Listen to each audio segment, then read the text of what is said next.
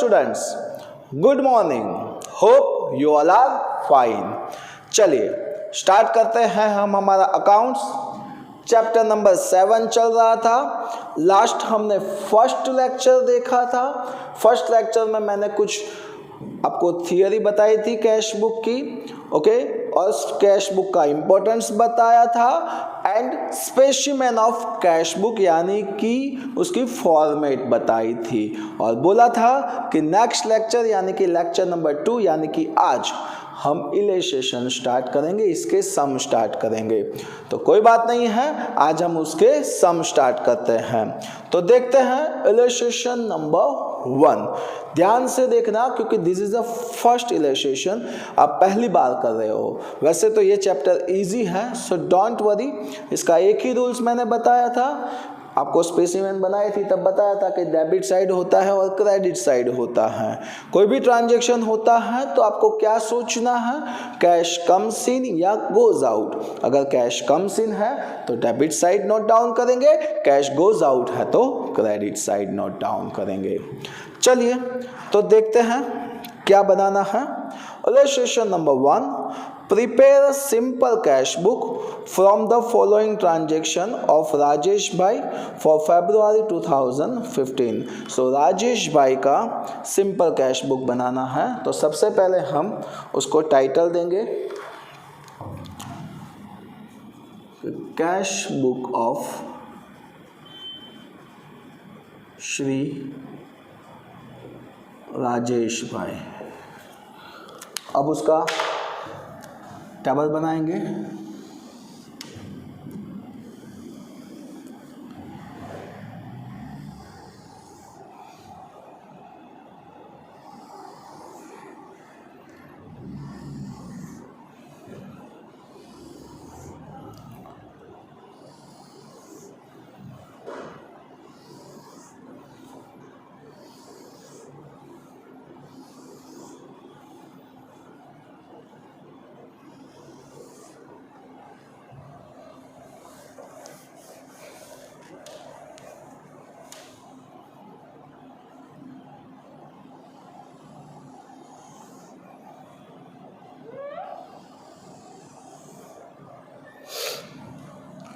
सबसे पहले आएगा date and this is a debit side, particular,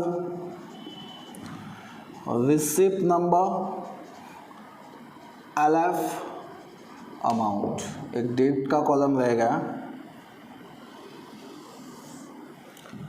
date, particular, ये थोड़ा कम कर देते हैं छोटा सा क्योंकि यहाँ पे बहुत ज़्यादा ज़रूरत नहीं है इसकी, voucher number, LF, amount and this is a credit side. So transaction पढ़ने से पहले मैं आपको एक इम्पॉर्टेंट चीज़ बता रहा हूँ कि कोई भी कैश बुक आप बनाते हो तो आपको सबसे पहले कैश का ओपनिंग बैलेंस दिया होगा। क्या दिया होगा? ओपनिंग बैलेंस, या फिर ऐसा भी बोला होगा कैश ऑन हैंड, यानी कि this is a balance of cash, यानी कि कैश का बैलेंस है, और कैश का बैलेंस ऑलवेज डेबिट साइड लिखा जाता है।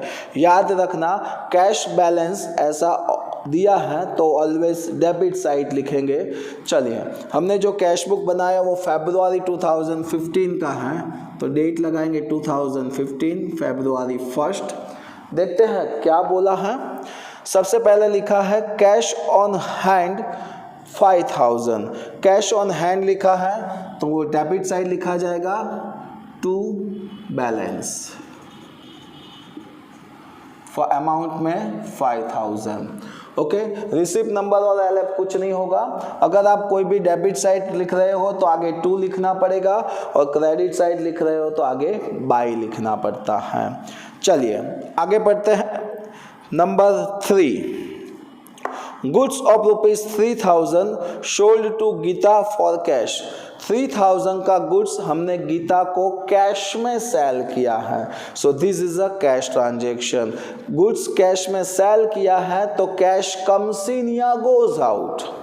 ऑफिशियली सर हम कुछ भी सेल करते हैं तो कैश कम्स इन यानी कि डेबिट, कम्स इन यानी कि डेबिट, तो डेबिट साइड लिखा जाएगा कैश कम्स इन यानी कि डेबिट। नंबर 3 कितने का गुड्स था, अमाउंट इज 3000, तो पहले हम अमाउंट में लिखेंगे 3000 और यहाँ पर्टिकुलर में क्या लिखेंगे, तो ये कैश क्यों आई, तो सर हमने सेल्स किया है, तो इसीलिए यहाँ पे लिखा जाएगा sales account.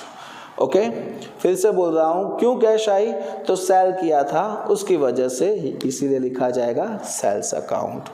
Next number 5, goods of ₹2000 purchase from Amit for cash. So हमने 2000 का गुड्स अमित के पास से परचेस किया है, वो भी कैश में। सोचिए कैश कम्स इन या गोज आउट, तो सर गुड्स परचेस किया, गुड्स आई और कैश गया, कैश गोज आउट यानी कि क्रेडिट साइड। डेट में लिखो 5 डेट, अमाउंट में है 2000 तो 2000 और यहाँ पे लिखा जाएगा बाय। क्यों गई कैश, तो सर हमने परचेस किया है गुड्स इसीलिए, तो यहाँ पे लिखा जाएगा purchase account. Hope you all are understand, आपको पता चल रहा है। ओके, अगर कैश कम्स इन होती है तो डेबिट साइड लिखो, गोज आउट हो रही है तो क्रेडिट साइड लिखो। Next number 7, cash of ₹5000 brought in the business as more fund are required in the business, यानी कि ओनर 5000 का फंड लाया है घर से, क्यों, क्योंकि पैसे की ज़रूरत थी इसीलिए। चलिए कोई बात नहीं है, उतने पैसे ओनर घर से लाया है तो बिजनेस में कैश कम्स इन या goes out, sir officially owner लाया है तो कम्स इन यानी कि डेबिट साइड। कितना रुपीस लाया है, तो सर 5000, तो यहाँ पे लिखेंगे 5000, आगे लिखेंगे 2, कौन लाया है, ओनर कुछ भी लाता है तो उसको क्या बोलते हैं, कैपिटल, तो यहाँ पे क्या लिखा जाएगा 2 capital account. Next number 9, insurance premium paid ₹800, हमने इंश्योरेंस प्रीमियम 800 का पेड किया है। So this is a cash या credit transaction, officially cash transaction. Cash comes in या गोज आउट, सर हमने पेड किया है, सो गोज आउट है तो क्या होगा, क्रेडिट होगा, तो credit side date number 9, amount 800, लिखेंगे बाय, क्या पेड किया, insurance premium account.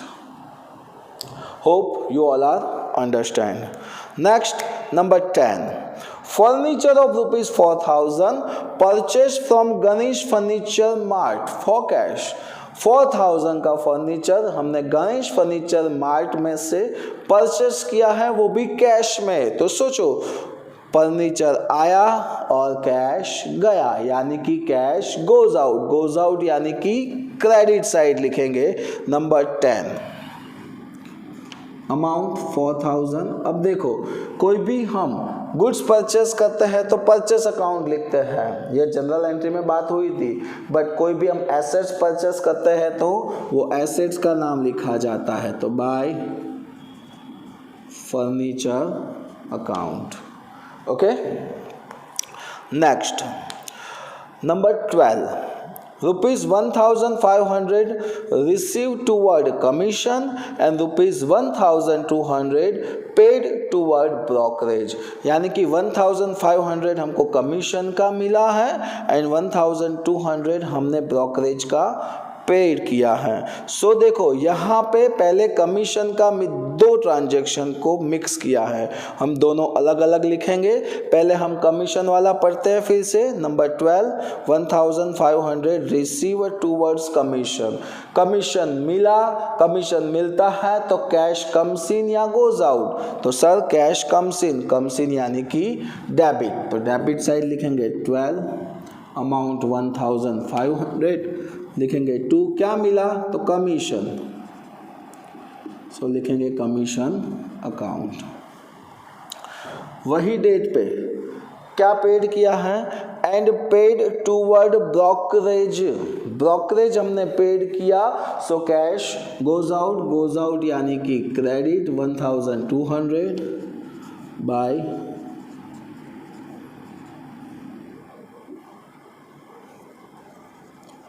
Brokerage account. Okay, next आगे बढ़ते हैं। Number 14, ₹3000 receive from Mahesh toward receivable.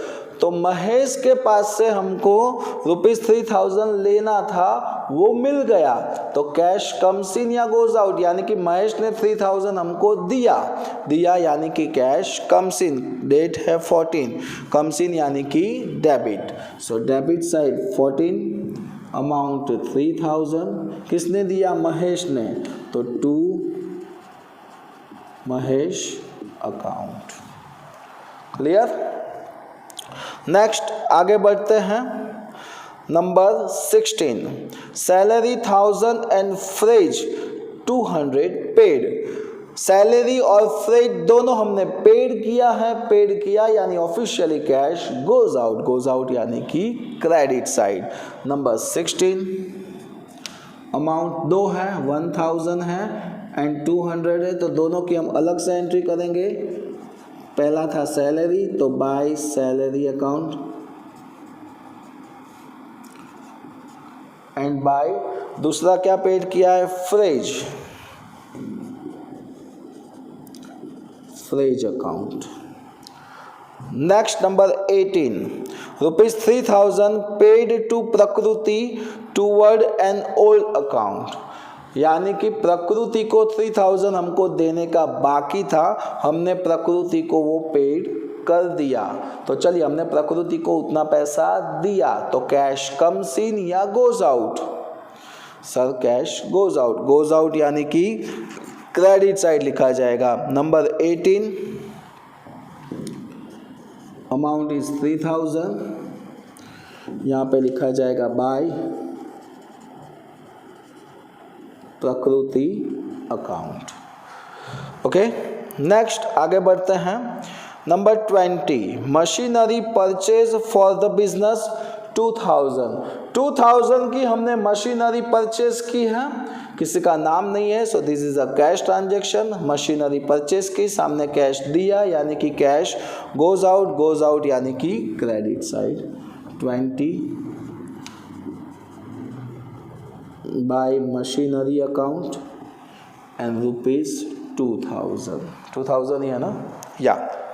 Next number 23, as more fund are required in the business, 10,000 borrowed as a loan being a 10% rate of interest from Ramesh भाई। हमको पैसे की ज़रूरत थी, इसीलिए हमने 10,000 रमेश भाई के पास से लोन लिया, यानी कि रमेश भाई ने हमको 10,000 का लोन दिया 10% इंटरेस्ट के साथ। देखो, किसी के पास से भी आप लोन लेते हो तो सिर्फ लोन की अमाउंट लिखी जाती है, इंटरेस्ट का कैलकुलेशन नहीं किया जाता है। जब हम 1 मंथ 2 मंथ या 3 मंथ या 6 मंथ के बाद जब भी इंटरेस्ट पेड करते हैं तब वो लिखा जाएगा। तो अभी सिर्फ लोन की बात है तो हम लोन ही लिखेंगे। कितने की लोन ली? 10,000 की। तो आप ऐसा सोचो, 10,000 की लोन ली तो कैश आया कि गया?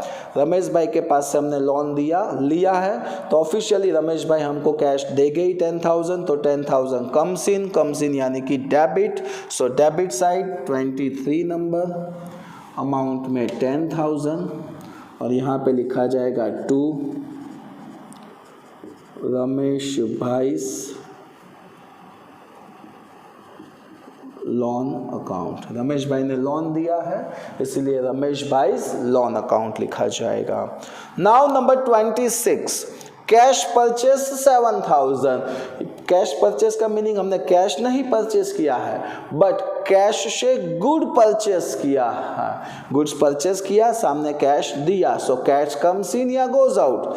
दिया है सर तो goes out. Date number 26, amount 7,000 और लिखा जाएगा by purchase account.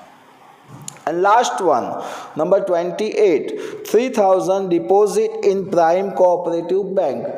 Prime cooperative bank में 3,000 हमने डिपॉजिट किया है, तो आप ऐसा सोचो कैश कम्स इन या गोज आउट?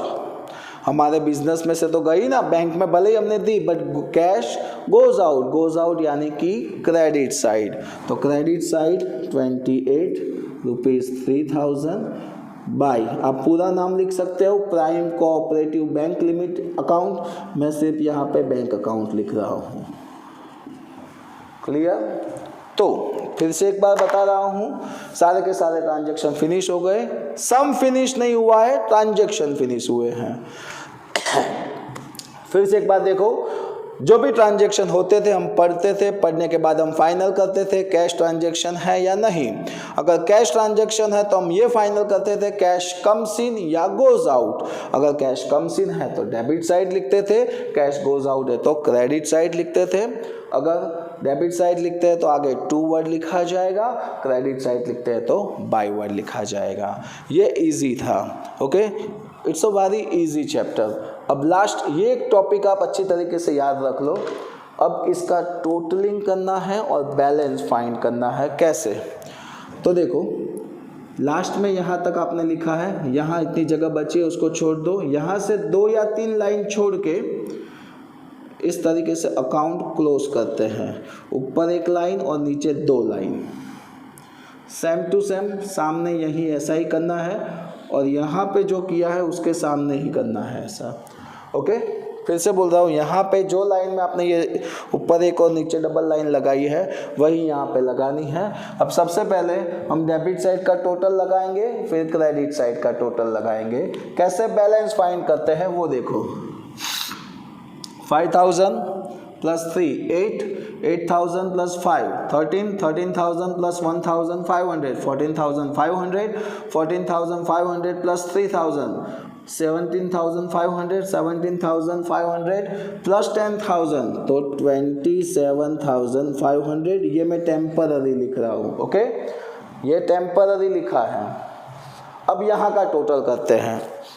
2000 plus 800 यानी कि 2800 प्लस 4000 यानी कि 6800 प्लस 1200 यानी कि 6 और 7 और 8 8000, 8 plus 1 9000, 9000 प्लस 200 यानी कि 9200, 9200 प्लस 3000 तो 10 11 12 12200, 12200 plus 200 2000, 14200, 14200 plus 7000, 14 plus 7 21000, 21200 plus 3000।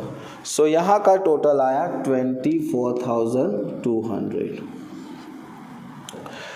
Debit का हुआ 27500, क्रेडिट का हुआ 24200।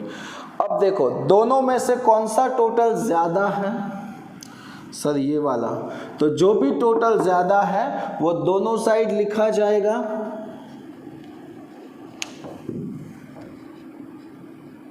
बट सर यहाँ का तो इतना टोटल नहीं हो रहा है। कोई बात नहीं है, यहाँ का टोटल कितना हो रहा है? तो सर यहाँ का टोटल हो रहा है 24200, राइट। तो ये जो टोटल जो ज़्यादा टोटल है उसमें से कम वाला टोटल हम क्या करेंगे? माइनस 27500 में से 24200 माइनस करो तो रिमेनिंग अमाउंट इज 3300 मिला, उसको यहाँ पे लिख दो। फिर से बोल रहा हूँ, रिमेनिंग अमाउंट कितना मिला? 3300 मिला, उसको यहाँ पे लिख दो। Are you understand? फिर से बोल रहा हूँ, दोनों साइड का टोटल किया, जो साइड का टोटल ज़्यादा है वो दोनों साइड लिख दिया, ये साइड का ज़्यादा था दोनों साइड लिख दिया, और ज़्यादा टोटल में से ये कम वाला माइनस करो, जितना भी डिफरेंस आता है वो लिख दो। ऐसा नहीं है कि क्रेडिट, ये देखो सिंपल है तो सिंपल में ऑलवेज क्रेडिट साइड ही डिफरेंस आएगा। अगर 2 कॉल्यूमर या 3 कॉल्यूमर होता है तो उसमें कभी कभी डेबिट साइड भी डिफरेंस आता है तो डेबिट साइड लिखना पड़ता है। अब देखो ये जो 3300 मिला वो कैश का बैलेंस मिला, यानी कि हमारी शॉप में लास्ट डेट में 3300 का कैश है अभी। तो लास्ट डेट फरवरी में 28 होता है। यहाँ पे लिखेंगे बैलेंस कैरी फॉरवर्ड BCF। मैं पूरा लिखता हूँ एक बार में।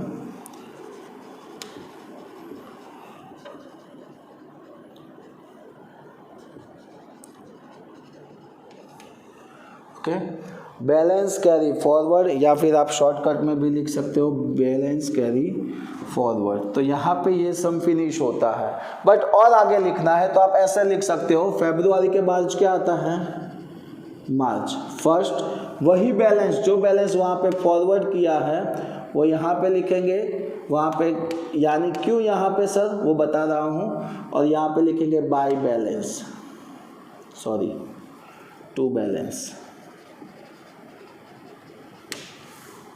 क्यों? क्योंकि देखो लास्ट वाले में डेबिट साइड का टोटल ज़्यादा था और डिफरेंस जो आ रहा था वो हमने क्रेडिट साइड लिखा, तो क्रेडिट साइड डिफरेंस आता है तो उसको बोलते हैं डेबिट बैलेंस, इसीलिए। फिर से एक बार देख लो बैलेंस कैसे फाइंड करते हैं, ज़्यादा कुछ मगजमारी में मत पड़ो, दोनों साइड का टोटल लगाओ, जो ज़्यादा टोटल है वो दोनों साइड लिख दो, उसमें से कम वाला टोटल माइनस करो। इसमें डेबिट साइड का टोटल ज़्यादा था, हमने दोनों लिख दिया, क्रेडिट साइड कम था तो उतना माइनस किया, जो भी अमाउंट आई वो क्रेडिट साइड लिख दी और सामने लिख दिया बैलेंस कैरी फॉरवर्ड। तो ये था हमारा illustration number first. Next lecture में हम देखेंगे illustration number 2, two columnar cash book. तो तब तक के लिए जय हिंद, जय भारत।